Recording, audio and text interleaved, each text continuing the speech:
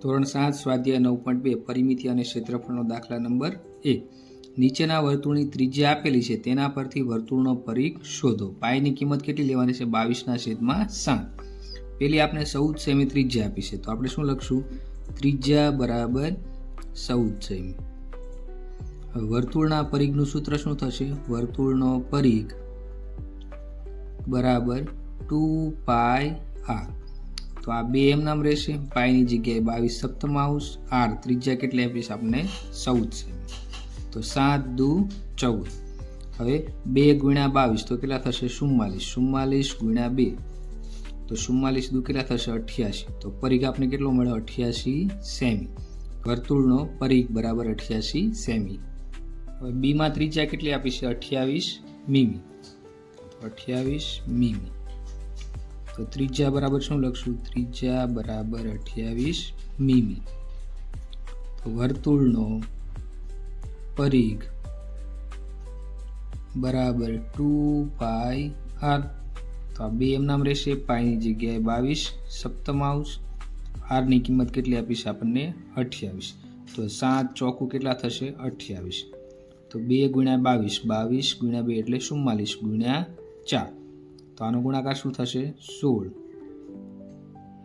17 એટલે 117 મીમી. હવે આપણે આ જવાબ શેમાં આવશે? મીમી. તો આપણે શું લખશું? વર્તુળનો પરિઘ બરાબર 176 મીમી.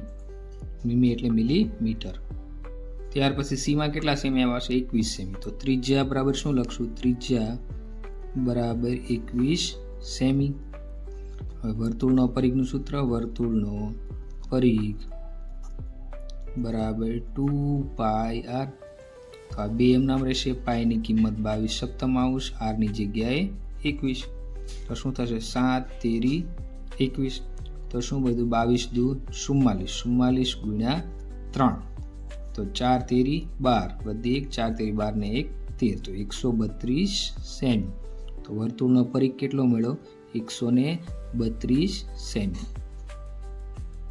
દાખલા નંબર 2. નીચેના વર્તુળના ક્ષેત્રફળ ગણો, જ્યાં ત્રિજ્યા બરાબર કેટલી આપી છે આપણે? પહેલામાં 14 મીમી અને પાઈની કિંમત કેટલી આપી? 22/7. તો આપણે શું લખશું? ત્રિજ્યા બરાબર 14 મીમી. તો વર્તુળનું ક્ષેત્રફળ બરાબર πr². હવે પાઈની જગ્યાએ આપણે પાઈ 22 સપ્તમાંશ લખશું. r આપણે કેટલી આપી? 14. તો r નો વર્ગ છે, તો 14 ગુણ્યા 14. 7 દુ કેટલા થશે? 14. હવે 22 ગુણ્યા 2 ગુણ્યા કેટલા થશે? 14. 22 દુ 44. 44 ગુણ્યા 14 એટલે આપણે શું મળશે? વર્તુળનું ક્ષેત્રફળ. એટલે 1616 મીમી સ્ક્વેર. કેમ કે આપણે આમાં ત્રિજ્યા શેમી આપી છે? મીમીમાં આપી છે. તો વર્તુળનું ક્ષેત્રફળ બરાબર 616 મીમી સ્ક્વેર. ત્યાર પછી બીમાં આપણે શું આપ્યો છે? વ્યાસ આપ્યો છે. કેટલો આપ્યો છે? 49 મીટર. તો આપણે શું લખશું? ત્રિજ્યા બરાબર શું થશે? વ્યાસ ભાગ્યા 2. તો વ્યાસ કેટલો આપ્યો છે આપણે? 49 ભાગ્યા 2. તો આ શું થઈ ગયું? 49/2 મીટર. એ આપણી શું થઈ ગઈ? ત્રિજ્યા થઈ ગઈ. હવે આપણે વર્તુળના ક્ષેત્રફળનું સૂત્ર લખશું. વર્તુળનું ક્ષેત્રફળ બરાબર πr². પાઈની જગ્યાએ કેટલા આપ્યા છે? 22/7. r ની કિંમત 49/2, 49/2 કેમ કે r નો વર્ગ છે. તો 7 49 થઈ ગયા. હવે જો અહીંયા 2 છે તો 11 દુ શું થશે? 22. તો 11 થશે. હવે 11 ગુણ્યા 7 ગુણ્યા 49 અને ભાગ્યા 2. તો આનો ગુણાકાર અને ભાગાકાર કરશો તો તમને શું મળશે? વર્તુળનું ક્ષેત્રફળ 1886.5 મીટર સ્ક્વેર. તો વર્તુળનું ક્ષેત્રફળ કેટલું મળ્યું? 1886.5 મીટર સ્ક્વેર. હવે ત્રિજ્યા સીમાં આપણે કેટલી આપી છે? 5 સેમી. તો 5 સેમી લખશું. વર્તુળનું ક્ષેત્રફળનું સૂત્ર શું થશે? πr². તો પાઈની જગ્યાએ આપણે 22 સપ્તમાંશ લખશું. ત્રિજ્યા 5 ગુણ્યા 5. તો 22 પંચા 110 ગુણ્યા 5 છેદમાં શું આવશે? 7. હવે 11 પંચા 55, 550 ભાગ્યા 7 કરો એટલે તમને શું મળશે? વર્તુળનું ક્ષેત્રફળ 78.58. તો શું લખશું? વર્તુળનું ક્ષેત્રફળ બરાબર 78.58 મીટર સ્ક્વેર.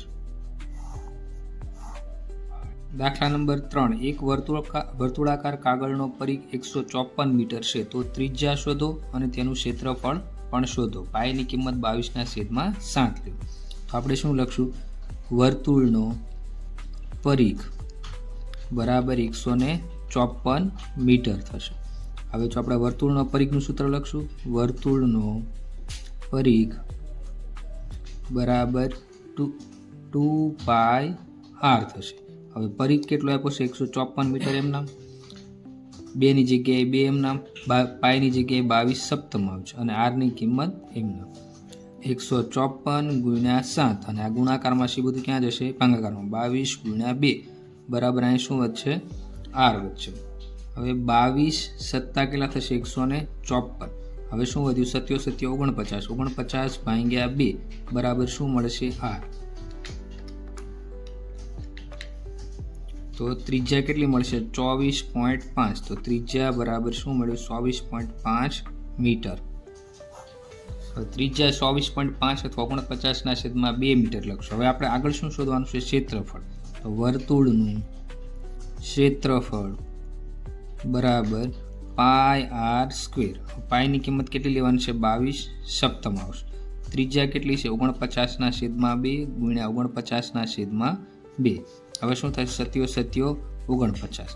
હવે વધુ તો અહીંયા 2, તો 11 દુ કેટલા થશે? 22. તો 11 ગુણ્યા 7 બાજુમાં 49 ભાગ્યા કેટલા વધ્યા છે?